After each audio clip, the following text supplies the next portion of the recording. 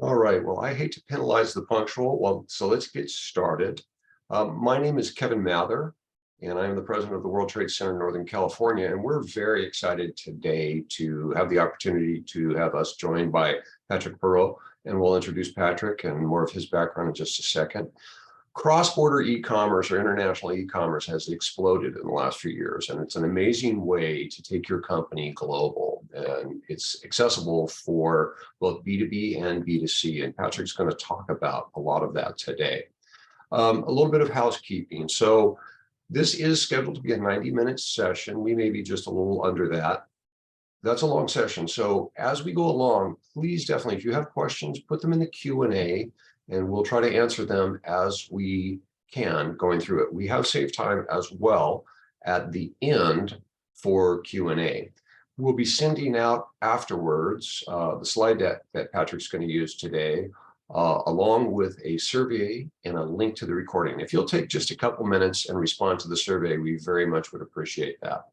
And I want to thank our partners that have helped make today possible, and that would be the California Hispanic Chamber of Commerce, Global SF, as well as the Northern California SBDC. The Northern California SBDC is our funding partner and has funded us to be able to put together this type of presentation and content to help educate people here in Northern California about international business.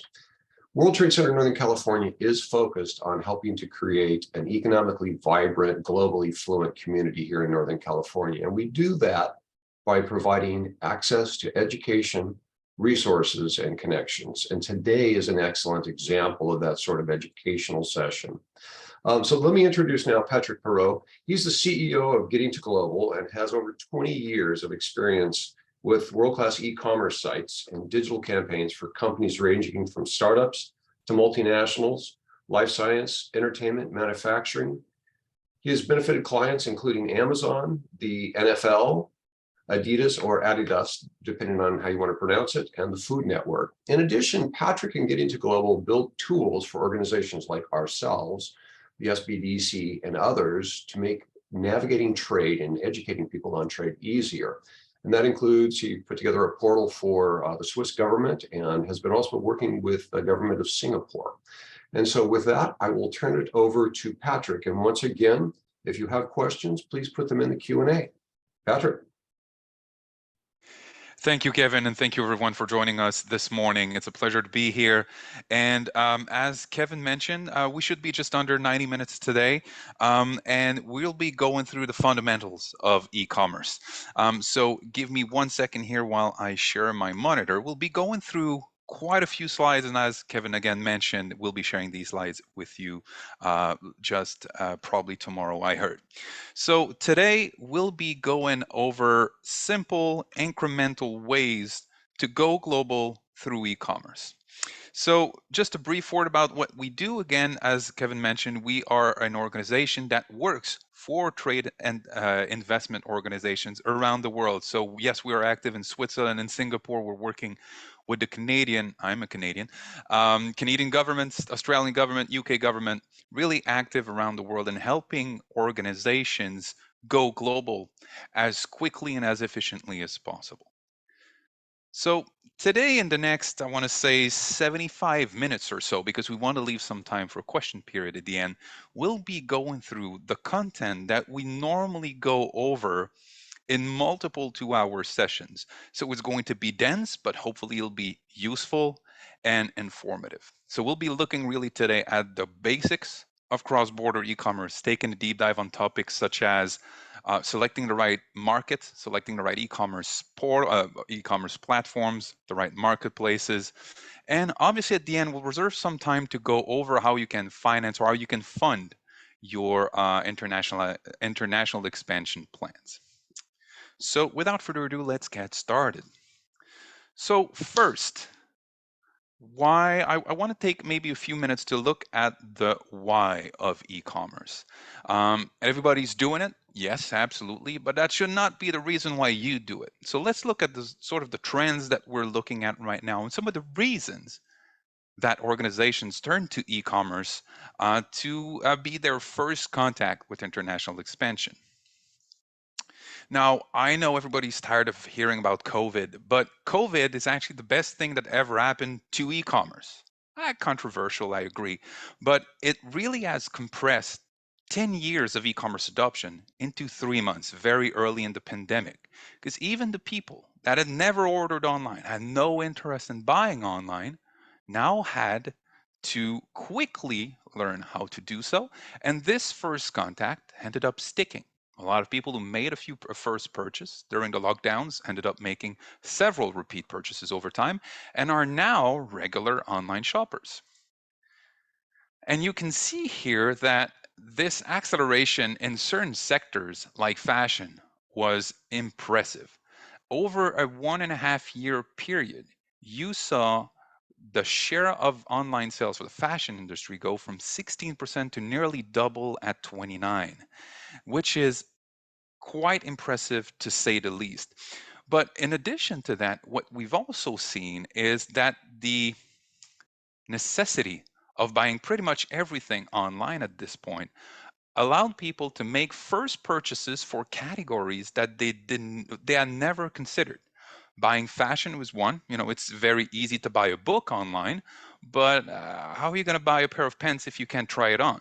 But some people learn to trust the process, trust the like easy return promises and the like, and made these first purchases. So we've seen categories grow way faster than expected, and we saw that adoption stick to this day. So what we've also seen is that these people are the first time online shoppers were now buying longer lasting, higher quality, higher priced item. And this has led to an interesting phenomenon where we saw the newness, right? Is this product new? How old has it been? How long has it been on the market? This new factor become less and less important, leading some brands to now invest in what we call wide and shallow rather offering, where you have a very wide product offering but with shallow inventory, so maybe only a few hundred units instead of thousands, but these products stay in your product line for way longer. So, another very interesting trend. So, what we've seen though, and what we keep seeing now with a recession looming, is that e commerce is a great early warning system.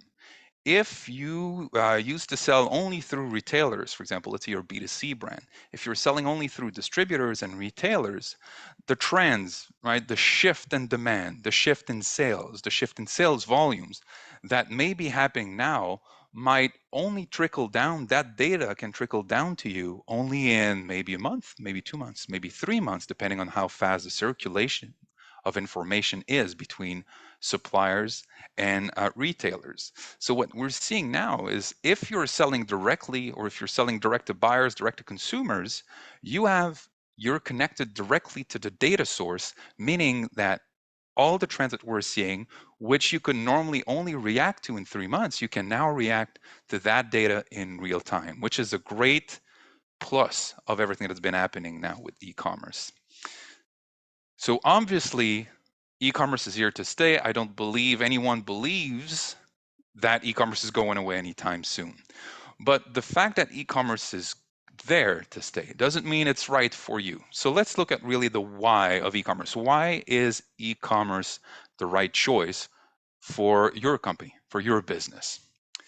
So companies turn to e-commerce for a number of reasons. It really depends, first and foremost, whether they're a business to consumer or business to business, B2C or B2B company. So and that's in our experience. Last year we've advised over 300 businesses over the past, or let's say since the start of COVID, we worked directly with well over 500 small and medium-sized businesses who were adopting e-commerce. And I just want to share a few of the examples of the reasons that these organizations turned to e-commerce. Brick and mortar retailers during COVID, it was just to survive the lockdowns. It was to also engage with customers directly online. And in the case of B2B brands, B2C brands rather, it was to reduce their dependence on distributors and large chains. If you only sell through Macy's and they close down 200 stores, it's going to impact you a lot more than if you have diversity in your network, for example. Now, B2B manufacturers were the ones who were the most reluctant to adopt e-commerce because it's not an obvious sell, right? If you're selling $1 million or $1 million machines, selling online is not really your go-to solution. But what these companies have embraced is the power of e-commerce to streamline the sales process, make repeat orders easier, make the information gathering portion of a sale either completely automated or at least much more streamlined. They turn to e-commerce to also adapt to the demand from younger buyers. Buyers in the 25 to 40-year-old, let's say, cohort will turn to the web to start their research or start their search, start a transaction 90% of the time. So obviously, if you're not online and if you don't offer any kind of transactional functionalities, but your competitors do, well, then you're in trouble, at least with this cohort. And lastly, B2B manufacturers, contract manufacturing, or all these organizations turn to e-commerce to use automation to upsell and cross-sell, so automatic follow-ups. And also one thing that I really like in this case is a lot of these organizations turn to e-commerce to sell, or really to upsell over time. So a good example there is one of our client. They sell several $1 million CNC machines for large parts, which obviously you cannot buy online unless you're able to put like $5 million on your credit card. But what they're able to do now is sell all the consumables online. So burrs, fluids, all the equipment that goes inside a machine, you can now buy online.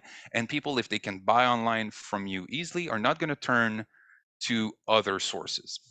And then existing online merchants embraced e-commerce even more by using international sales channels as an opportunity to grow their market share or expand to new markets and increase profitability through the optimization of their logistics.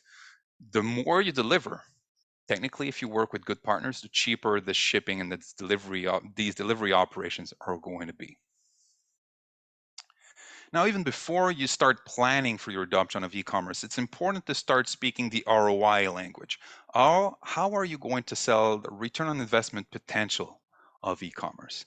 And then I'm going to give you three broad categories and a few examples for each. Three categories that are increased revenue, reduced risk, and hard cost savings.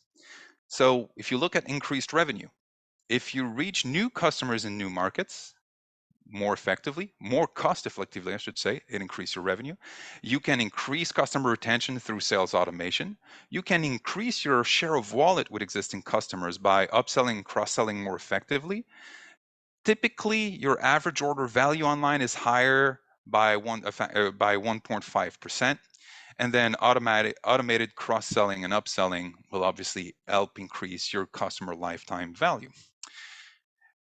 If you're expanding to new markets, it means you're reducing your dependence on too few markets or too few buyers.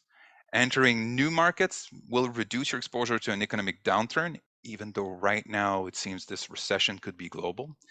If you're able to reduce customer churn, it means you're going to increase your customer lifetime value. And I believe in this case, the most important thing is if you sell direct to consumer or direct to buyers, you are gathering your own data. And then that data can turn into better business decisions. And then obviously you'll be saving a lot of cost if you start selling online. Cost of order entry, cost of human error will be reduced. You'll be saving on real estate costs, obviously. And then just a simple example here. We work with a manufacturer in the Midwest, and they were spending $150,000 a year printing catalogs, printing parts list. Now everything's online, everything's available on a mobile application as well. Everybody's happier, and they're saving a lot of money. Even before you start planning, selecting destination markets, talking about which sales channels you should use, you need to understand that adopting e-commerce will have impacts on your business. Some will be positive, absolutely, but some will require work, and all will require some level of planning. Because e-commerce is much more than a sales thing. It's way more than just a marketing project. And it's definitely more than just something IT will take care of. E-commerce, when done properly, will impact your entire business value chain, from the impacts on your team, it'll have impacts on your supply chain, and it'll have impacts on your customer service. So let's look at some examples. What I mean by impacts on your entire value chain. So supply chain management, procurement, going direct to consumer, going international may mean modifying your packaging and your labeling, especially, for example, if you're going into the EU. There are labeling requirements that you need to be aware of and you need to adapt to. You may have to store your products in multiple warehouses in multiple regions around the world. If you want to offer fast delivery to all your customers around the world, well, you may need a distribution center in the Middle East, one in Southeast Asia, one for North America, and one for South America. That will mean maintaining distribution locations or warehouse locations in multiple places. From an HR perspective, you'll need to build new skills.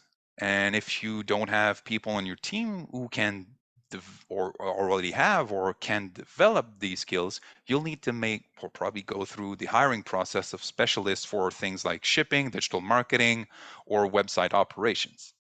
From an operations standpoint, you'll need new processes for existing functions. Think accounting, think customer service, think shipping and packaging. Or you may need to create entirely new functions in your operations, put in place specifically to support online operations. Now, obviously, from the technology standpoint, well, we know that we'll need to build probably an e-commerce website, that we'll need to maybe create multiple websites or at least adapt the one that we already have. And you may have, or you may choose to integrate with your enterprise resource planning software, your customer relationship management software, or your warehouse management system. You may want to integrate these systems to your different sales channels. Now, outbound logistics slash shipping slash delivery is where I think this is an obvious example that people oftentimes overlook. So you're thinking, my guy at shipping, right, and is in the warehouse, and he's able to ship about 100 units per day. But if these 100 units are in, 5 big boxes on one pallet, it's very easy. But if you're looking at 100 units going to 100 different customers at 100 different addresses, going in 100 different boxes using 2 or 3 different shipping companies, that person is going to go nuts very quickly. So you need to think about the this process specifically, and keep in mind that especially when it comes to direct consumer sales, these customers, these consumers have the next day shipping mindset or even the next day delivery mindset. They have high expectations that you need to take into considerations. And then from marketing and sales perspective, developing new online marketing channels, so being active on social media here and abroad is going to represent quite an effort, quite an adaptation. And then maintaining and creating and maintaining multiple sales channels is also going to be a big effort. So even before you start thinking about, I want to launch a great website and it's going to be with Shopify, it's going to be extraordinary, it's going to be great, we're going to be selling internationally. Think about all the impacts. Go through, leave no stone unturned. Otherwise, you'll pay the price down the line. So we've given ourselves objectives. We understand how to deliver the ROI. We're confident about our plan, and we know that our organization is ready to support going international and adopting e-commerce or expanding to new markets. So, all right, let's start our project. Now we need to understand where, or we need to select what markets we want to sell or we want to go into. So before you start working on your strategy, identifying these markets is key. A few resources that can help you, obviously international trade experts at your World Trade Center are probably the number one resource you can talk to. You can talk to your local small business development center. Sometimes they have a trade program.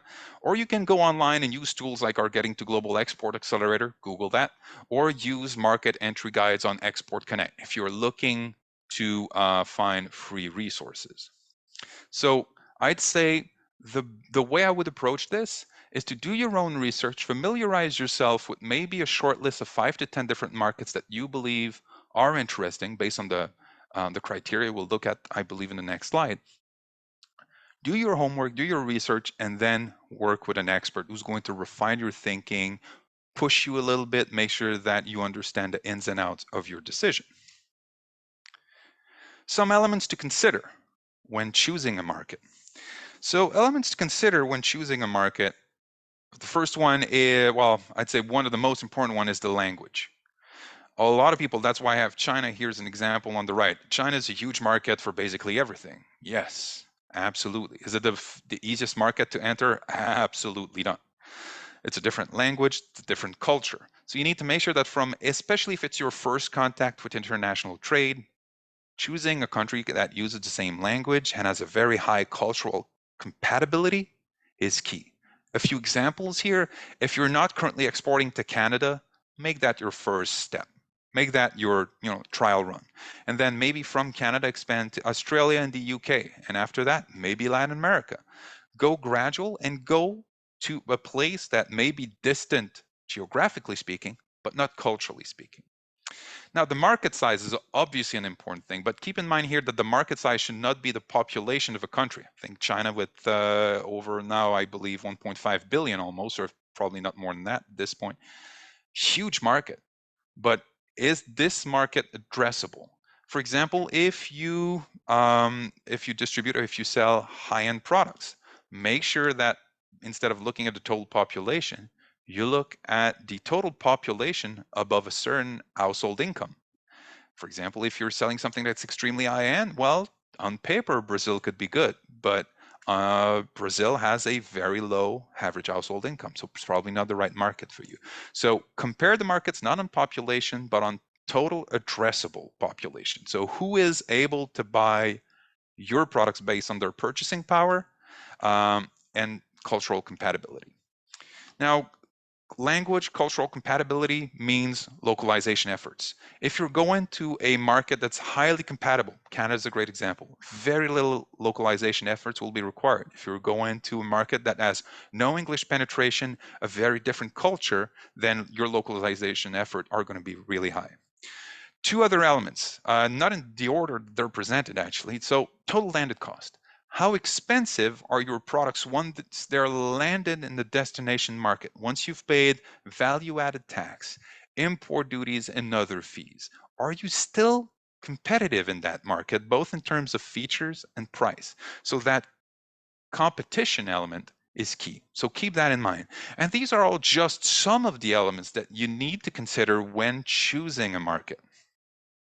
So with that list, create a matrix, start filling, the values in your matrix based on each of these criteria. And then you can use different tools to gather the information that goes into your matrix, your decision matrix. A good place to start is by quantifying the global import or global demand for your product. So you can go on our export accelerator, type in an HS code for your product, and be able and be presented with the import volumes for each country. So if a country imports a lot of products, usually means they have a small domestic production, and it may indicate a good potential export market for your products. You can go on oec.world and use a similar tool to look at the trends year over year for the demand of your product. This is really interesting. It's going to give you a broad understanding of, or let's say a bird's eye view on the demand for your product in a market or in multiple markets or in a region. If you're looking, especially in the B2B context, right? If you say, for example, I sell to hospitals, I sell a piece of equipment that's good for hospitals of a certain size. Well, there's a free resource called OECD.stat. And then they have a beautiful data set, beautiful search engine in there that allows you to figure out how many companies or organizations or establishments of a certain size they're in a certain sector. So let's say in this case, the example that I've here is manufacturing. So how many manufacturing companies are there in, I believe, 59 countries in their list? Very useful if you're not really interested in understanding the global demand for product, but if you're looking at the different companies that may buy your product and basically the size of this market. Another shortcut that I love to take early on when we're doing market research is to use the Google Trends, Google Keyword Planner, and paid tools like Ahrefs to do a very interesting thing here. And that thing is doing keyword research. So especially that works better, obviously, in English-speaking markets, or you can translate your keywords, your product descriptions to different languages and run the same or use the same tools. And what these tools are going to give you is the global or the regional search volumes or the local search volumes for your keywords in a specific market. So the example I see on the left here is PPE, personal protection equipment. So you could see here actually it was very popular at the height of COVID. But you're able to then say, ask these tools, okay, who's looking for this specific keyword in this market? What are the volumes? What is the competition? What is the usual cost per click if I were to advertise in that market? Very easy, very fun, very effective and inexpensive tool to help you gather additional information as who may actually be looking or searching for your products. And by the way, one thing that I should have added there is I believe it's the Google Market Expansion tool or something like that that does basically a version of this. That's quite interesting as well. Now, we're at a point now where we've got our target markets lined up. We worked with an expert to go from our list of 10 to maybe a selection of 1, 2, or 3 markets to go into. And if it's your first time going international, I would say stick to 1, maybe 2, and maybe 3 if you have a lot of resources. It's going to be a big learning experience. It's better to start small than expand. Now, once we have selected the right markets, it's time to look at the different sales channels we can use to sell both here and internationally.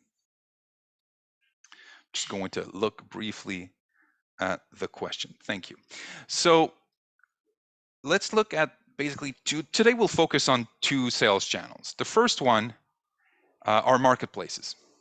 So I love selling on marketplaces, and we'll get into some of the advantages of marketplaces later on. But right now, and it should say 2021, not 2020, more than in 2021, actually, more than 60% of online sales in the United States happened on marketplaces, but it's even higher now in China with over 92%. It's higher in Latin America and it's higher in Europe. So marketplaces clearly are a great way to get started online with minimal investment, and we'll see why later. But signs that marketplaces could be the right choice for you include having a distinctive product that will stand out from the competition. Marketplaces are extremely competitive if you can only compete on price. If you're only competing on price, you better be competitive, otherwise marketplaces may not be the right choice for you. If you're looking for an option that does not involve a lot of upfront work, if you just want to test product market fit without making a massive investment into a website, then marketplaces are for you. If obviously in this case you have the time to manage your marketplace presence.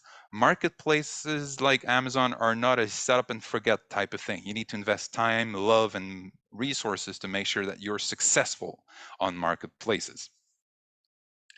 The second option is to sell on your own website. And here we'll do 2 things. We'll look at, I have an existing site, what can I do with it?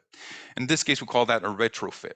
So let's say you have your traditional website, you have product pages on it, you have catalog pages, and you just like to extend the functionalities of your website to include the ability to add to cart and check out. This is something you could do. So if you're like 60% of websites out there, you're on WordPress, you could decide to install WooCommerce, which is an extension, and just add a real product pages, shopping cart, and checkout process. If you're on an other type of site, or if you're on an older site, you may turn to Shopify's buy button functionality that allows you, as you see here, this little animated sequence on the right. It basically allows you to add buy buttons or add to cart buttons directly to existing pages. And when you click add to cart, it just, a cart will magically slide from the right side of your screen and allow you to check out using Shopify's secured checkout directly from your site. A beautiful solution if you have a website that's still viable. And I mean viable, I mean looking good, working great, and being a good ambassador for your brand. And if, again, you have the time and resources to invest into that project.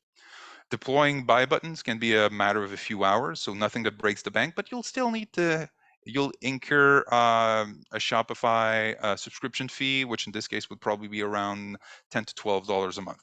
Nothing crazy, but it's still going to take time. And then obviously, if your brand or if your organization needs a new storefront, right? Your site right now, it's a little bit old, it's not entirely viable. Um, you may decide to create a completely new website on an e-commerce platform. So in this case, right, selling online will mean that you'll keep more money for yourself. That's great. It also means you'll need to invest in driving traffic to your site. So keep that in mind. Yes, it's going to be more expensive than getting started in the marketplace, but you'll be keeping 12 to 15% seller fees from marketplaces in your pocket. You'll also need to maintain that and create traffic to your site. So keep that in mind.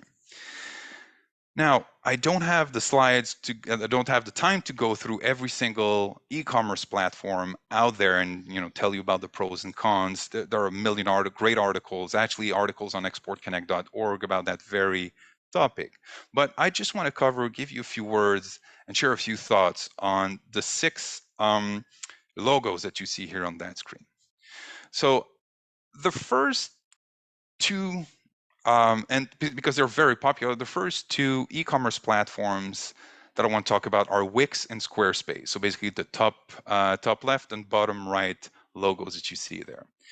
Both, good page editors, good what you see and what you get, drop down, drag and drop interface, site builders that are great for small business, but terrible or actually unsuitable for international sales because they just don't support multiple languages, they don't support multi-currency, and just don't support international transactions all that well. So if your plan is to go international, you have to look elsewhere. The most popular option right now, because they've been hyperactive with their marketing, extremely aggressive, and their go-to-market strategy is Shopify. Now, Shopify up to last year was a very open platform, so you could have a Shopify website, have a merchant of record powered checkout process. But since last year, at about the same time, they launched what they call Shopify Markets. Now, if you want to go international through a Shopify website, you need to use their built-in capabilities. It's basically all that you need to go international built right into Shopify, meaning website translation with auto translation capabilities, the ability to charge, to display and charge products or pay for transactions, offer payments in local currencies, and the ability to manage different warehouse locations around the world, and so on and so forth. It's it it's very easy to get started with. It does impose a few limitations to the way you can do things, right? So if you're looking for more open platforms for internationalization, I'd say maybe to look towards a BigCommerce or a Magento. These two solutions, Magento can be self-hosted, so it's your own servers, or it can be in the cloud, and BigCommerce is fully SaaS cloud-based solution. Now, in these two cases, you will be able to implement what we call merchant of record checkout services or international checkout replacements like Zonos or Digital River, which are great for international conversions. More on this later. But if you're looking to take a completely multilingual approach to your expansion, then I would say that BigCommerce is probably not for you. Our personal experience with it is that it's limited when the time comes to have multiple languages supported by one website. You can have multiple storefronts in multiple languages, just a little bit of a hassle to manage. If you're looking for multi-currency, multi-language, multi-location inventory, I'd say look at Magento. Magento, though, is a little bit less user-friendly, probably not for first-time users, and will require a little bit more of you. So you can probably, if you're considering Magento, I'd say work with an experienced agency or a developer.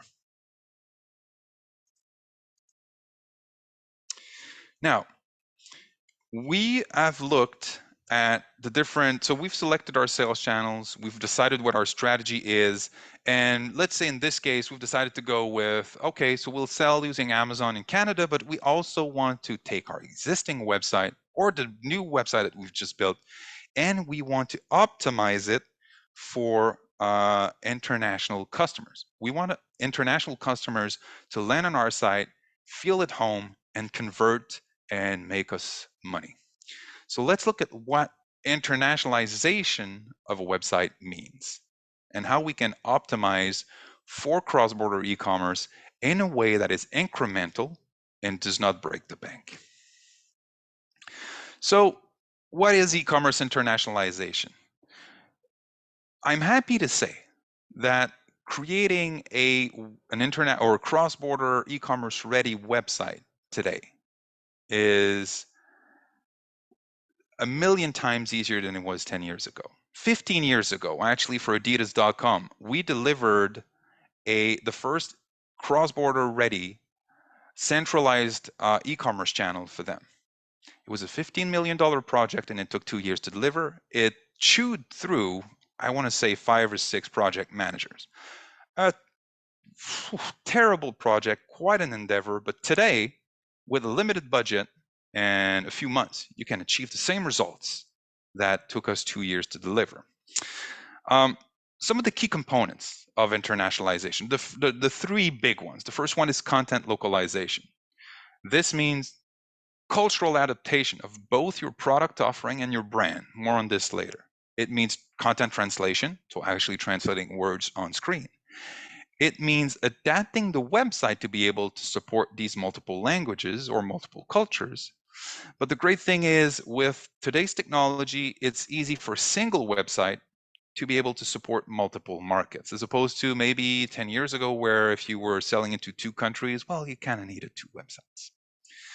The second big component is international payments. You want to be able to display prices in local currencies, which improves conversions dramatically. Conversions are successful online sales. It also means accepting payments from international buyers in their preferred currency or preferred payment method. For example, if you're selling into Saudi Arabia, credit cards are not going to work that well. And then the great thing with international payments is fraud protection used to be extremely complex to manage. Now it's usually built in with most payment provider. And then the last thing is duties and taxes, import duties and sales taxes. Now you need to integrate duties and VAT calculations and ideally capture this payment checkout in order to be successful. Very complex to do, but the good news is next generation integrated MOR, merchant of record services, now can automate the entire process for you and simplify it greatly. So this is on site, on your website items, right?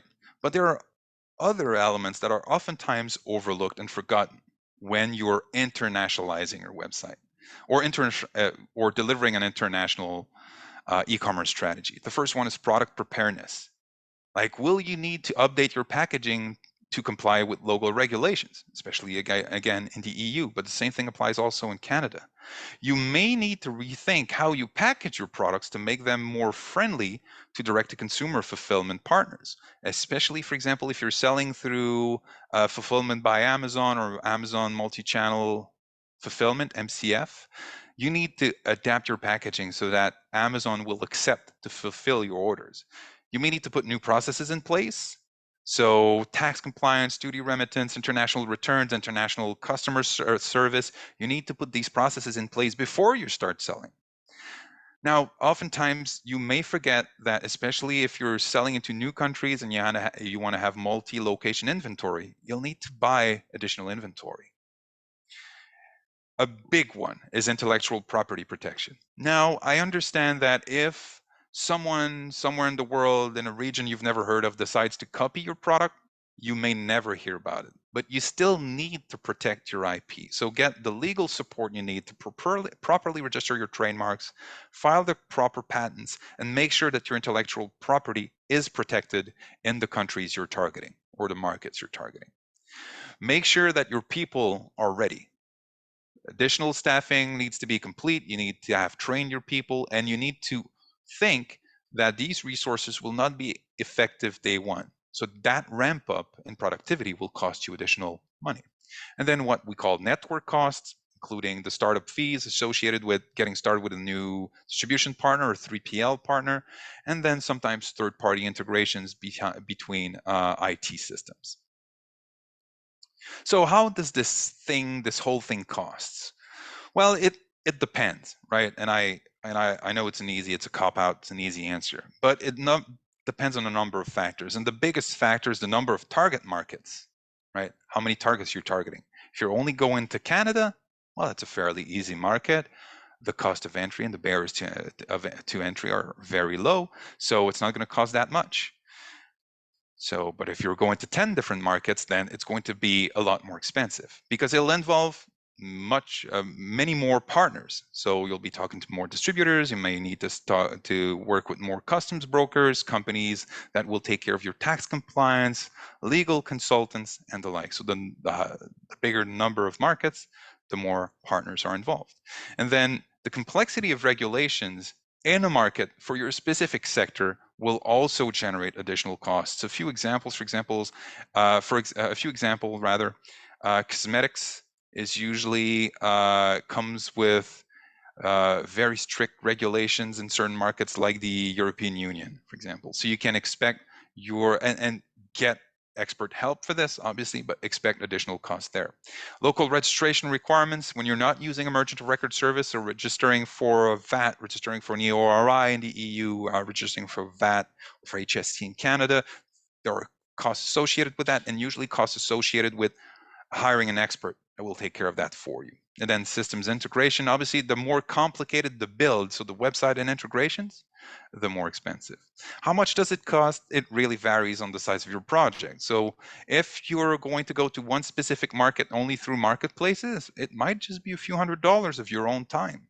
But if you want to build or retrofit your existing site, go into more than one market, build in international checkout capabilities, expect at least to pay between $25,000 and $125,000. We've seen completely DIYers deliver their own thing for zero cost, except maybe the cost of their Shopify subscriptions. And then we've seen mid-tier or enterprise level companies spend hundreds of thousands of dollars going global. So it really depends on your specific case. And the time frame in this case can be between 1 to 3 months. If you're really rushing this, I'd say if you want to be comfortable, I'd say go 5-6 months should be your expectation.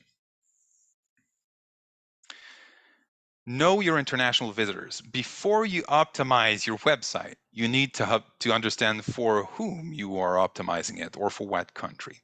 So that's obviously a decision you should have made earlier on, but if you're looking for additional data or additional hints as to what you should target first, look no further than Google Analytics.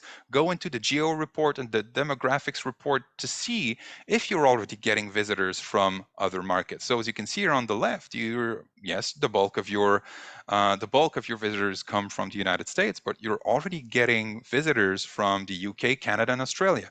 3 very compatible markets. So this should be another hint or it should validate at least your previous strategy.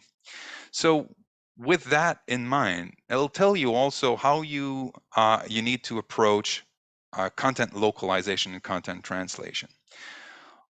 Localization of content leads to more conversions, leads to more sales. Now let's panic and read and panic. Shopify says that 75% of shoppers won't consider buying from you if your site is not in their language. That's pretty scary. That means that if you want to sell to, let's say, 5 countries, you may need to translate your entire site, your entire product profiles or product listings to 5 different languages, which is scary, costly, and time consuming. But don't panic. You can take a very incremental approach to that. And I'll share more on this specific aspect later. But localization, keep in mind that it's not just translation. It goes way beyond translation. And just give you a few examples here. It may mean offering different products. So we worked with a California-based fashion brand who expanded into the Middle East. And while they were known here for their swimwear collection, they decided not to include it in their MENA store, Middle East, Northern Africa store earlier on. They focused on, let's say, more conservative product lines, and they saw great results from that. Especially when you're in, let's say, lifestyle fashion brands, obviously much less important if you're in the B2B space, but adapting product photography, adapting accompanying visuals is very important if you want to demonstrate or show a culturally relevant brand. So especially in fashion, it's good to have a mix of, as you can see here, a mix of local and international models. Now, going back to translation, don't panic. You don't have to translate the whole site to a different language. And I'm going to tell you about one example where that was an obvious opportunity. So I want to say 2 years ago, or maybe 3 years ago now, we worked with a company called ProDNA Skincare. And ProDNA Skincare had done something odd. They'd enlisted Paris Hilton as their spokesperson. And Paris Hilton at that time was not that huge in the United States, but she was killing it in Germany, not unlike David Hasselhoff for some reason.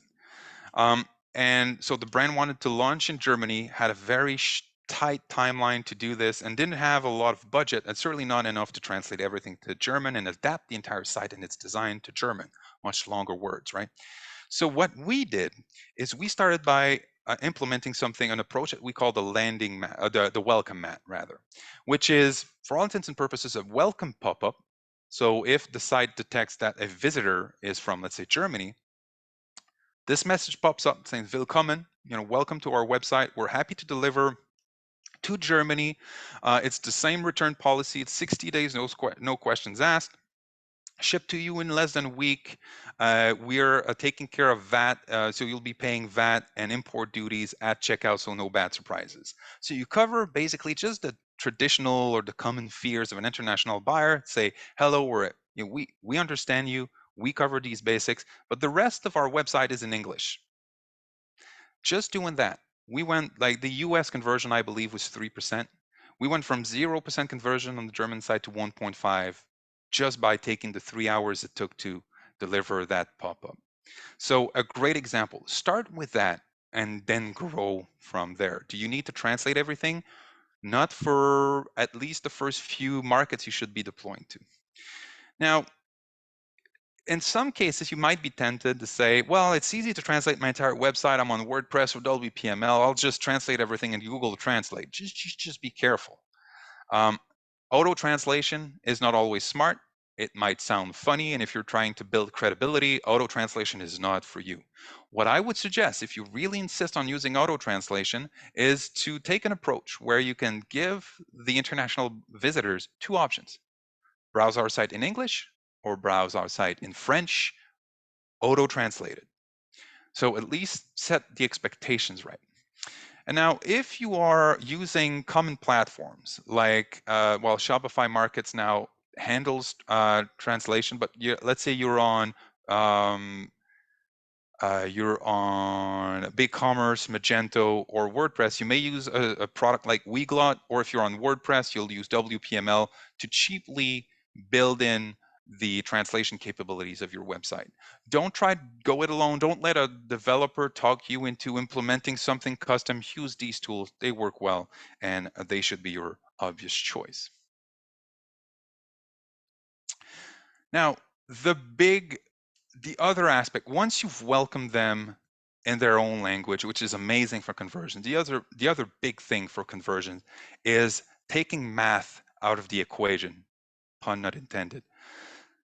If you're displaying products only in US dollars, I'm let's say a French consumer, and I land on your site.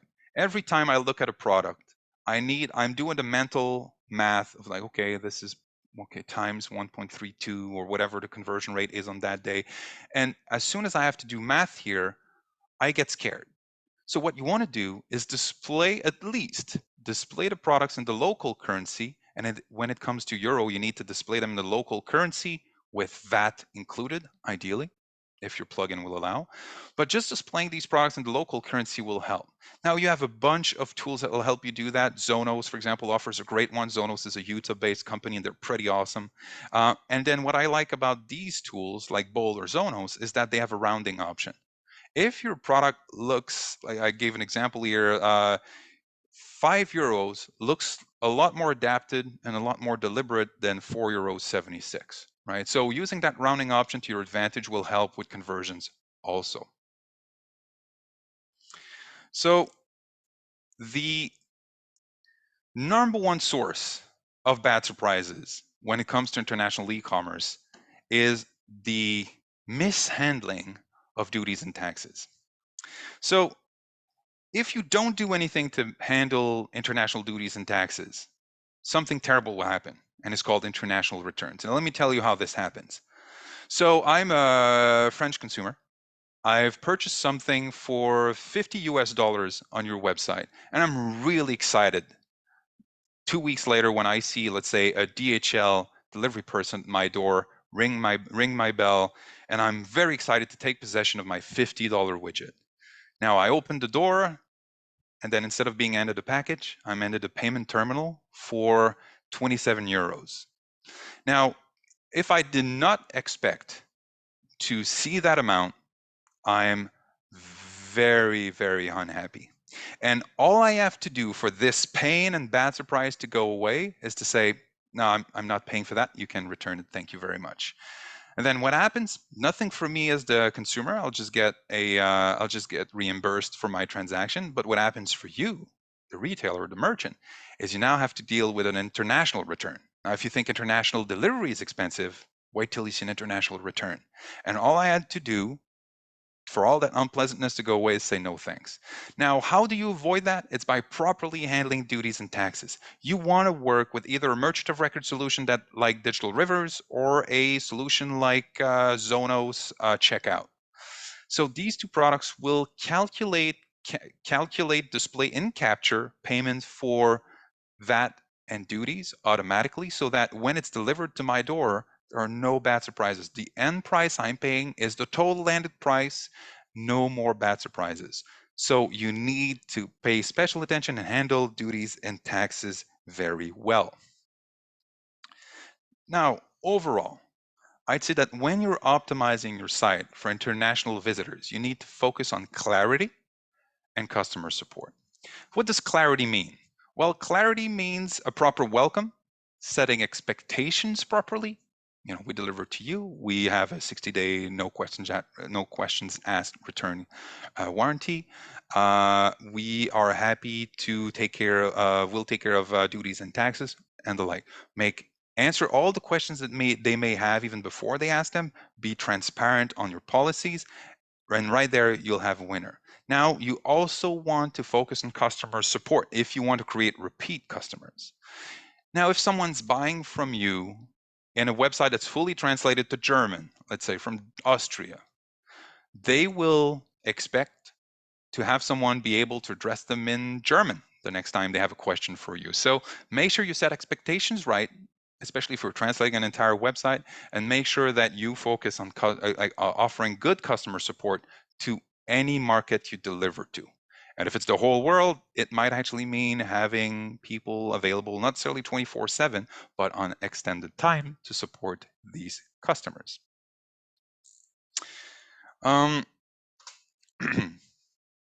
Now, we discussed that our first option was to sell on our own website.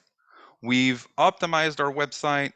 We have a great functioning, high conversion website, but now we want to expand our horizons a little bit. We want to start selling on marketplaces. And here, a lot of the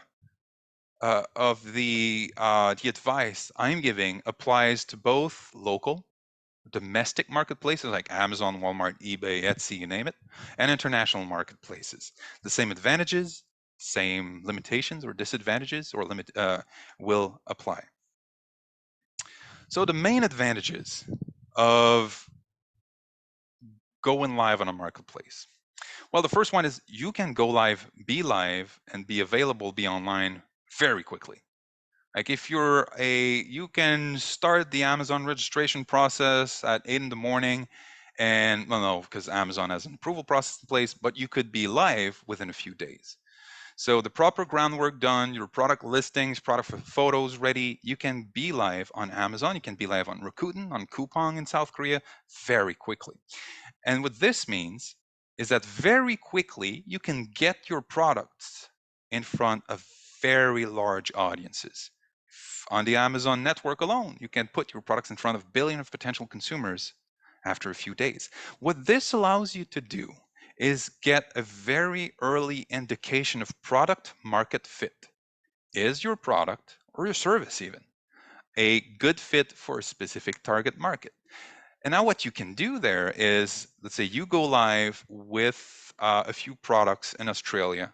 You want to know if your product is going to sell. You can invest in a good or sizable amount, let's say, in Amazon advertising or advertising on Amazon for featured products.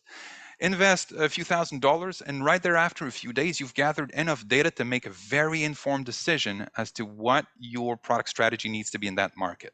Now, you're not going to make any money on these first transactions. That's not the goal. The goal is data acquisition, but that's something that would take you weeks to achieve using your own website. And then you can do it in a matter of days, if not hours in some cases, depending on the budget you have on the marketplace.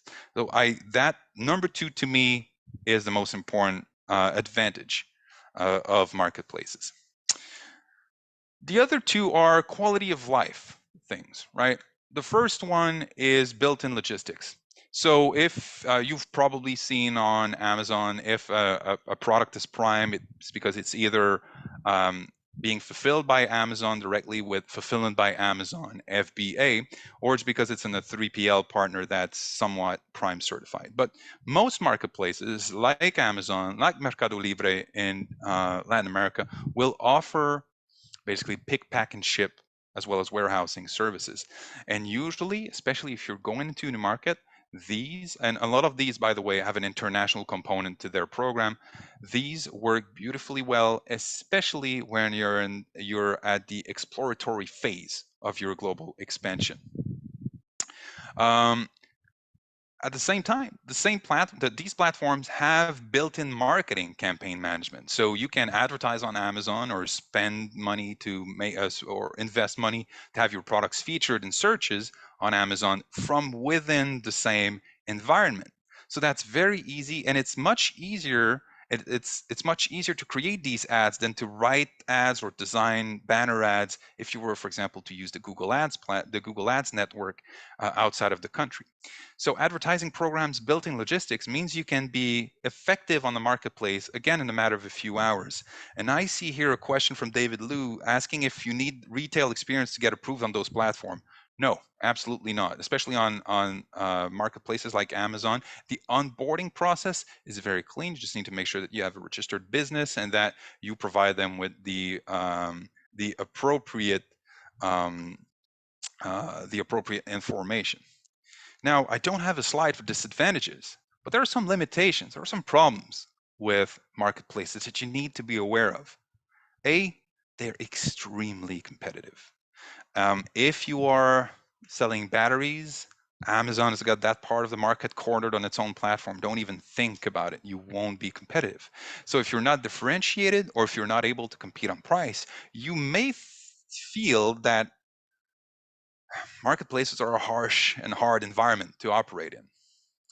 Now, the other limitation, the other problem that I see in a lot of marketplaces is what I like to call the bad neighbor effect.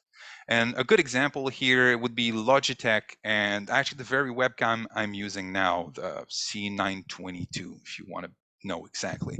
So this webcam has a very well-known design. It's ovoid shape and it's quite popular, but it's been copied by so many different Chinese manufacturers, Chinese companies, that now if you go on Amazon, you'll see one product that, let's say the camera from Logi is $129 or $120, but then you have all these knockoffs at 15 to 20. Now, what happens now is I see the Logitech one at $100 or so, and then I see one at $15, and my brain is not going to go like, oh, I'm going to buy the cheap one. is, whoa, this is weird. I'm not going to buy anything. So that's one of the problems that one, let's say, one shape that the bad neighbor effect takes. If you're in a, if you have a very high-end products, a high-end product, and you're in a category where all the other products are cheap, it might actually impact the image of your brand. So be careful. Do your research. Make sure that you're in the right category and the proper marketplace for your products. Now, marketplaces, we all know Amazon. Amazon really owns the market in North America, but it's more than just Amazon. Marketplaces fit usually within three categories. The generalist ones like Amazon, eBay, Walmart. A while back, Target tried its hand, or these large marketplaces. Then you have specialized or vertical marketplaces. Best Buy Marketplace, Etsy, Wayfair, Clark's, if you're looking for machinery or replacement parts, are specialized in vertical marketplaces. Much lower visitor volumes, but a narrower scope, and oftentimes lower competition. So maybe something to explore. And then obviously regional or local marketplaces like Mercado Libre in Latin America, Souk, which is now Amazon Middle East, or AliExpress in China.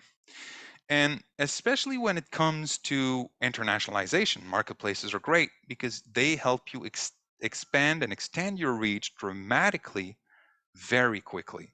So Amazon is the leader in Europe, it's the leader in North America, and it's the leader in markets like Australia, but it's definitely not the leader elsewhere in the Middle East. It's not the leader in India. It's not the leader in Japan. Neither is it in not South Korea, definitely not Russia, and certainly not China. That's where you have other big names that we've never heard of here oftentimes, but that can help you expand to these regions very cost effectively. Now, I could these are 4 screenshots that I took a few months back. That's from a list of several hundred marketplaces. So as you can see here, a few big names: Best Buy in the United States, Zalando in Europe, outside of Wayfair in North America and Europe. Big names, fairly high visitor counts, but non-Amazon types, right? So these is just a sign that it's the diversity in marketplaces is something you can use to your advantage. Now let's do maybe a deep dive on it in one region that is of special interest. Every time we run a Latin America focused webinar, we get huge audiences, and it's because it's a market that is very promising, where the penetration of e-commerce has exploded over the past few months or past few years. They went from a very low adoption through COVID, thanks to mobile technology and mobile first marketplaces, to an explosion in demand. And in Latin America, the clear leader is Mercado Libre, with literally almost, I want to say, four to 5 times the volume of Amazon. And that volume is coming from a lot more countries. Amazon, as you'll see later, is focused on basically 3 markets or 2 markets. So even though overall the Latin American market is a lot more fragmented, like you have a lot of players, you can clearly see Mercado Libre as being the leader. And what I like about Mercado Libre is if you're doing business with Amazon here, if you're selling on Amazon, you'll feel right at home working with them. They have similar programs with fulfillment, similar programs for marketing, and they even have a fast track program to get your products into Brazil, which is a notoriously difficult market to enter. So if you believe Latin America is for you, then Mercado Libre is probably the right choice for you. And by the way, we're not affiliated with them in any way. So Mercado Libre is much larger in Latin America than Amazon, but it also has a larger footprint. So as you can see here, well, the number one, the bulk of its visitors, although the company is from Argentina, it gets the bulk of its visitors from Brazil, but it also has a huge footprint in Mexico and a big footprint in Colombia. And then 80 million visitors a month coming from other countries, including Chile here at number 5. If you compare that to Amazon, Amazon gets 2 billion visitors a month in the United States. It's actually way more than that now, I believe, this year. But then if you look at South America, you have Brazil and Mexico, which is basically the bulk of its presence there. So if you look at Colombia, they're literally 20, they get 20 times less visitors than Mercado Libre. Now, there are other players in South America, but South America, Latin America, I should say rather, is it's actually a problematic market. We've seen over the past few years Shopee, based in Singapore and Malaysia, make a big push. They were getting 40, then 50, then 60 million visitors a month, and then they announced actually a month and a half ago that they're gone. They're going to divest from the region altogether. So I'm not going to go through the description of the other, but all this to say that when it comes to selecting the right marketplace, you got to do your homework. You got to do some research. You need to look at whether or not these channels are the right ones. You remember how we chose markets based on cultural compatibility, competition. That's basically the same thing here, right? You need to understand who's there, right? Who are the competing brands? What competing products are being sold? What alternatives are being sold as well? So for example, if you're in the supplements business, well, it's not the same kind of supplements. Certain countries, for example, will prefer caplets over powder or the other way around. So you need to look at alternatives there in your competition. And then using tools like Seller app and Jungle Scout, my favorite being Jungle Scout, you're able to gather that information and then to look at, okay, so what does pricing look like in my category? And then if your category is very competitive, it seems to attract a lot of sellers, then it's probably a sign of a high demand. But then if there are not a lot of players, not a lot of competitors, and prices are high, it usually shows it's a sign of a low demand. So these tools will help you not only get a good understanding of the competitors, the competition, and whether or not this is a good product category in that marketplace for your products. If you're still interested in going to that marketplace in that category because you think it's productive and it's promising, then you can use these tools to look at what the top competitors are doing in terms of listings optimization. Learn from their practice, or how do they optimize their titles? How do they present their product visuals? How many of them? Are they using videos? How long are their product descriptions? How are they structured? Do they use Q&A? Are they active responding to bad reviews? Learn from what the top competitors are doing, the top sellers, and use that to build your action plan into that on these new marketplaces. Now, some people, that's a previous session I gave, I want to say in July or August, where someone asked me, isn't selling on multiple marketplaces just more work? Should I just focus on a few and wait until I can grow my team to manage more channels? That completely legitimate question. So I just want to take maybe a minute to discuss what we call omni-channel management. There are tools now. I'm showing Shopify and BigCommerce, but for example, there's a great tool called Channel Engine. There's also Channel Advisor or Feedonomics, but big fan of Channel Engine, not affiliated again, um, that allow you to manage your presence on dozens of sales channels, including your websites or websites, uh, marketplaces, or things like Facebook or Instagram Shop directly from one interface that also consolidates your order management.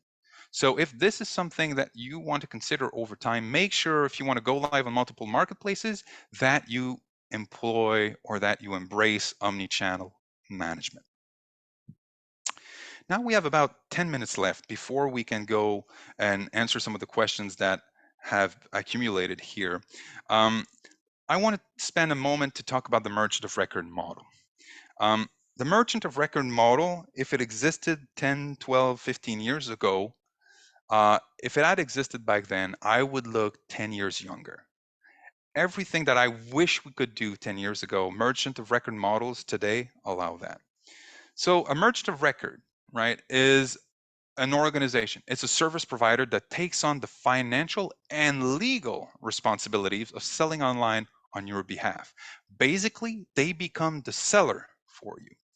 So integrating an MOR, a merchant of record, or IMOR for integrated merchant of record, means that all your global payment tax fraud compliance needs are integrated directly in the checkout experience of your website. It means that you don't have to register for VAT with multiple governments. Let's say in a few markets in the EU, in Australia, or for HST in Canada. It means someone's doing that for you, and they're also capturing, reporting, and paying duties and taxes to the respective governments for you as well. Actually, it's not for you; it's for them because they're the seller. It limits the need for multiple contracts working with multiple experts, consultants, or service providers in multiple countries, as everything is centralized with one partner. And for you, the seller, for you, the merchant, it makes every single sale register as a local sale. But still, you're seeing all the customer data, all the transaction data centralized in your e-commerce platform. So this is a great way to deploy a global ready website to 20, 30 markets without having to bother with any of the paperwork. So big advantage number one is it minimizes your financial complexity and I want to say also financial responsibility. A good MOR like Digital River, for example, will take care of offering a multi-currency ready payment processing, will take care of, is obviously PCI and SOC compliant, will take care of fraud screening, fraud protection, take care of currency conversion. You'll be paid in US dollars, or in this case, they also covered Canadian dollars. They'll take care of all the unpleasantness related to returns, chargeback, transaction reversals, and they'll take care of financial reconciliation for you. All you'll get once a month is a big, beautiful report with all the information you need. All the paying the governments, reporting to the governments is taken care by your MOR. It reduces your legal exposure, your legal risk. You don't no longer have to register local entities. You don't have to register anywhere. You don't have to manage tax and VAT registration. You don't have to manage tax and VAT collection, reporting, and remittance, which, if you've ever done that, is a huge time sink. And you're guaranteed compliance with changing local regulations. So if, for example, the EU changes a specific rule, you don't have to bother, you don't even need to know about that. Someone's taking care of it for you. Now, last big advantage, increased conversion. I said it, if you're displaying products in the local currency, it helps. If you're allowing customers to pay in using their preferred payment method and the local currency, including VAT and all of their fees pre-calculated and guaranteed, that increases conversion. Built-in fraud protection ensures that you have a higher payment acceptance rate, meaning you have even more conversions. And then your customers are feeling way safer, which leads to a higher satisfaction. It leads to more repeat purchases.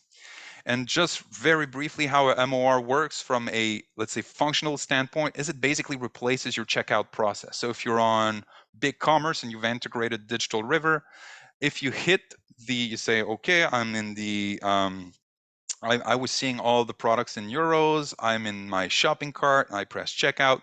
As soon as you hit checkout, your entire checkout experience, as soon as someone is detected as being, let's say, from Germany, changes to the international checkout solution. And in this case, we'll take care of calculating everything that needs to be calculated on your behalf. So usually it takes the form of you installing a plugin or an extension to your BigCommerce or Magento website, and then your IMOR would take care of the rest once you've registered with them, obviously.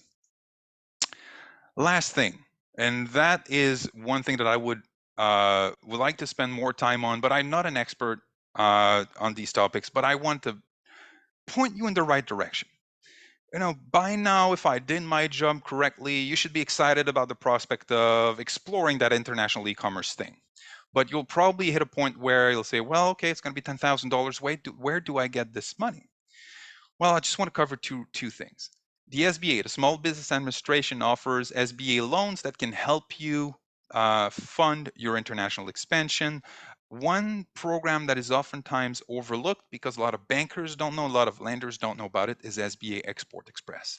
Smaller loans, so not 5 million, $500,000, fully guaranteed almost by SBA. So 90% if it's below 350,000, 75 it's over. And you can either have a revolving line of credit or a term loan within this program. What is great about Export Express is it expressly no pun intended, support e-commerce projects. They will even, in some cases, and that is subject to change, so by all means, work with your lender to explore that. They could also help finance overseas inventory, which normally lenders don't like to do because they don't have control over that inventory. So SBA loans can help you fund your global expansion. So keep that in mind. Talk to your local lender, talk to your consultants, make sure that you at least explore the potential there, because these are two fantastic programs. Now, another program that actually changed name recently is, well, at least in California, is the STEP program. STEP stands for the State Trade Expansion Program, and it's a program of the SBA managed at the national level, but implemented by each state separately. So in California here, it's the California STEP Export Voucher, managed by the California State Trade Expansion Program, which is under the Governor's Office Business Development Agency or group or office, I don't know, GoBiz. And it is a program that will offset well, it's a program of a grant up to $10,000 that will offset 75% of approved expenses. Which is great about the STEP program is you can apply year over year or period after period. So if you've received it 2 years ago, you're still eligible. It's not a one-time thing. But the great thing is the new STEP grant in California, it's under new management, if you will cover interesting things. So outside of what interests you today, it'll cover your participation in international trade shows, going on trade missions, buying U.S. commercial service products like the amazing Gold Key service. It can even cover things like shipping product samples to promotional activities, which can be very costly. It can help you pay for import credit insurance, IP protection, compliance testing, and export research tools like ours. But more interestingly, I think, in the topic today is that it can help you pay for website globalization. Website globalization and e-commerce efforts, as well as international marketing, including social media marketing campaigns, influencer campaigns, and digital marketing outside of the United States. So if you're interested in the STEP grant, or where did I put the URL before, you go to export.business.ca.gov. And that is it for me. So we have 12 minutes left. I'd like to open the floor to questions. Great, Patrick, that was fabulous. Thank you very much. Right. First question is it came from David, and he was saying where to look for wholesalers or manufacturers, foreign manufacturers. I'm not sure if he's talking about for as e-commerce customers or as suppliers. So if you're looking for them for suppliers, there's a number of data sources out there, David. We can connect you to them. Foreign commercial service can also assist you with that. Panjiva is one of them that's quite good at it. Patrick, other suggestions?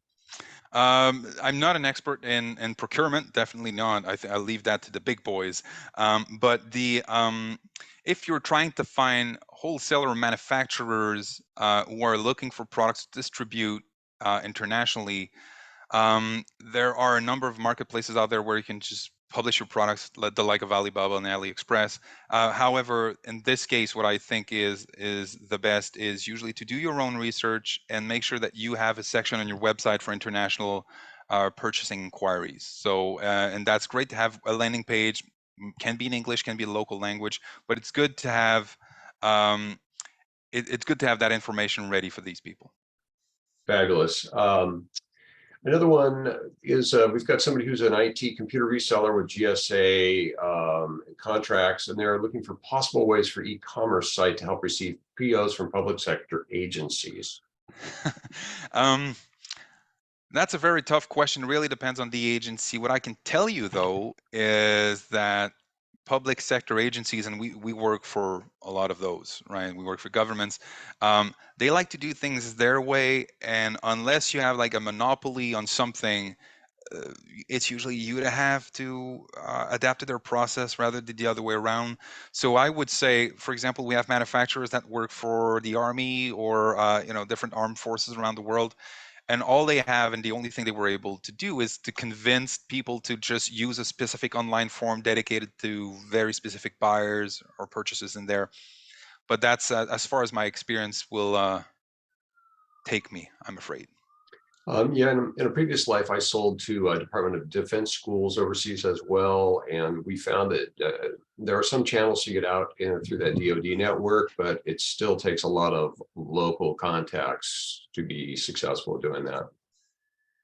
Okay, another one was, and then just one of the comment, your comment about website localizations and taking an incremental approach. I think that's really good advice rather than having to bite that whole apple Hmm. and trying to do an entire website.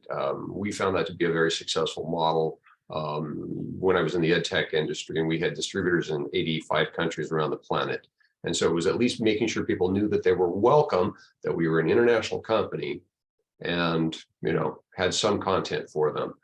Um, is there one of the other questions that came up is you suggested Canada, and I would also suggest Mexico as great first-time markets. Where would you not start? Well, I'm China, right? Everybody, and I say China. It's nothing political there.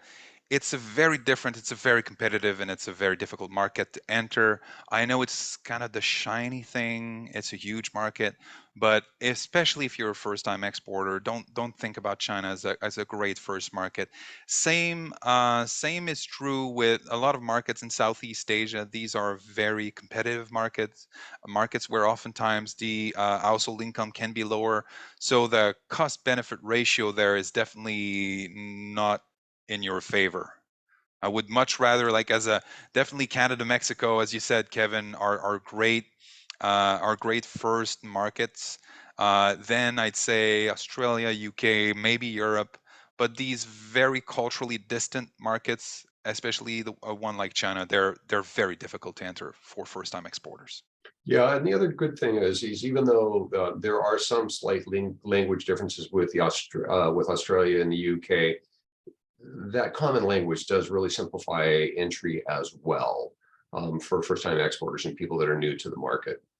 Um, Speaking of translating, can you, there's the question is what parts of your website would you translate first, or would you just start with the pop-ups?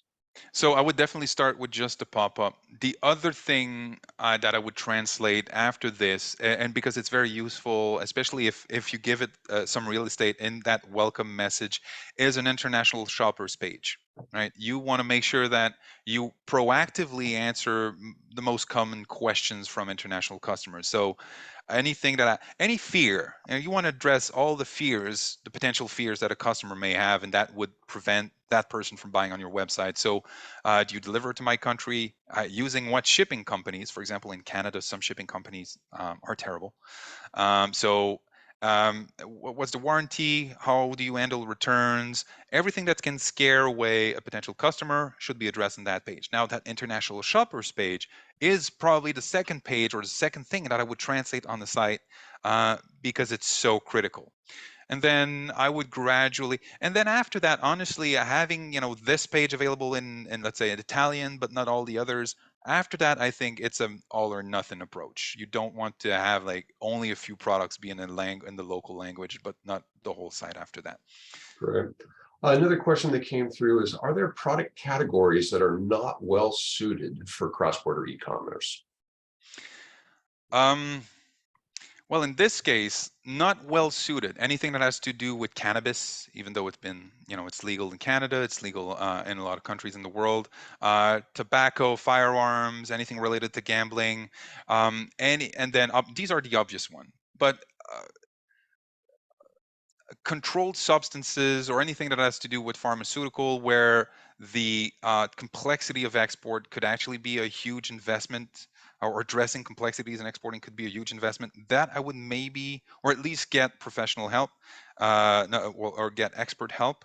But other than that, I'd say most product categories lend themselves well to international transaction or to international e-commerce.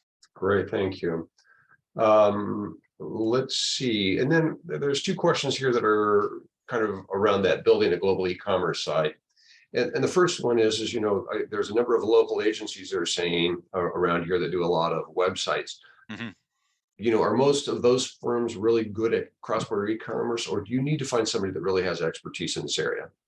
Yeah, in our experience, very few agencies have the kind of experience you need. So even though you're working with a great, design-wise, they build great websites with clean code, best practices, applied and all of that, it's important to make sure that you work with people who have this specific expertise, people that understand product compliance, people that understand the importance of checkout in multiple currencies, properly calculating that. So in this case, there are very few agencies that specialize in cross-border e-commerce. So oftentimes it's easier to work with your agency of record, or an agency you've been working on, but to bring in an expert who's going to manage this project for you and make sure that your agency is aware, at least made aware of the extra requirements of cross-border e-commerce. Great. Well, what we're going to do is I'm going to go ahead and I'm going to wrap it up. I think that's got the questions. I want to thank everybody for joining us today. And Patrick, once again, thank you very much for joining us live from Canada. And we will be Northern California World Trade Center. We will be taking, and we're going to be doing a cross-border e-commerce accelerator program in combination with the SBDC, the Small Business Development Centers of Northern California. If that's something that is of interest to you, please send me an email directly. I'll put my email in the chat window. Let me do that now.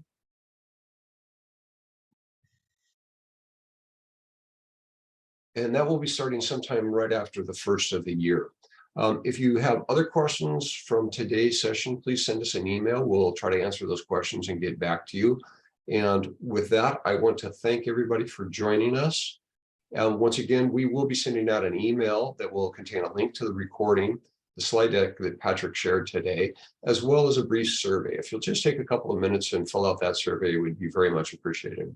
And with that, I will thank you all and we'll say goodbye. Thanks, Patrick. Thank you.